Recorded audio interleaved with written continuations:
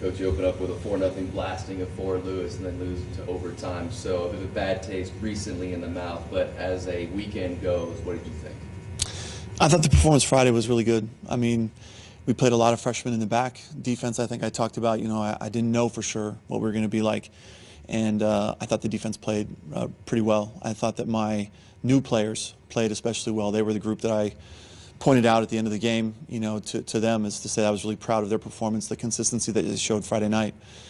Unfortunately, maybe they read into that too much, and then Sunday was a little bit of a disappointment. But really on Sunday, I think ultimately it comes down to the goals that we don't score, the goals that we left on the board. We missed a penalty kick, or have a penalty kick saved. We have 13 shots in the first half and no goals to show. So just inconsistent a little bit. And like I said before, having half the team being new players, unfortunately that might happen. And it happened this weekend. Missing Trinity Scott as well. What was the biggest aspect of her game, and also just being a person, did you miss during these last two games? I mean, I think that her competitiveness up front, I think, would match, some other people's on the team. But I think that Trinity's used to kind of some breakaway opportunities. Cassie has had some, but Cassie's done more like inside the penalty area where she might receive the ball and then shoot, where Trinity gets the ball in behind and then is on a breakaway. So she's a little bit more experienced in that situation maybe. So maybe she can finish one of those.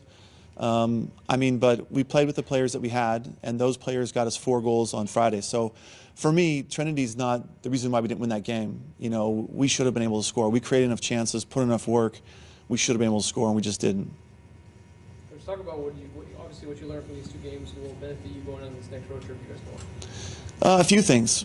One of the things was, we tried to adjust our formation on Sunday because we felt like our midfield was getting overrun a little bit, and so we thought, well, let's try and add a player into there. We took that away. You add one in midfield, you got to take it from somewhere. So we took it from the back line.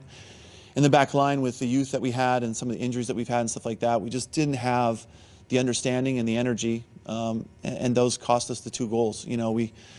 We just don't clear a ball effectively on the first goal, and then we don't step up to pressure it, and so you get a goal there.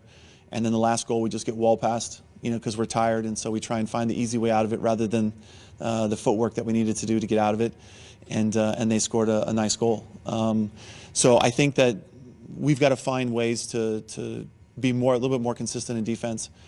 I think that we learned that we probably won't play with 3 in the back. We tried that for a while because we thought that would help us in the midfield.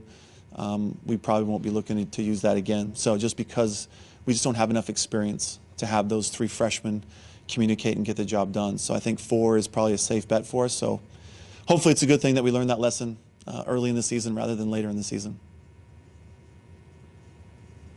And Coach, with that first road trip coming up, you even said yourself last week, half this team is pretty much brand new. Do you look at this trip as a chance for all these girls to really get to know one another and become a real cohesive unit, even more so than right now? Yeah, playing on the road, it's always, you don't get to sleep in your own bed. It's more travel and all that kind of stuff, but it does really build the amount of time that you spend with each other uninterrupted. And so you don't have classes and you don't have other friends and other things to distract the team. So it really does give them opportunity to develop friendships a bit more. And so hopefully this will help us and serve as a positive this trip. So. And obviously, Coach, your program, you set the bar so high, in recent years. These younger players, how hungry are they to, make names for themselves and to also uphold this tradition, winning tradition that you have out here? I would say right now they're learning that. Right now they don't know. They don't know they know about the tradition, but they don't know what their job is or their responsibility in upholding that tradition. Right now it kind of, sometimes we see that fade in and fade out with some players. Sometimes in training it's maybe not as high as it should be.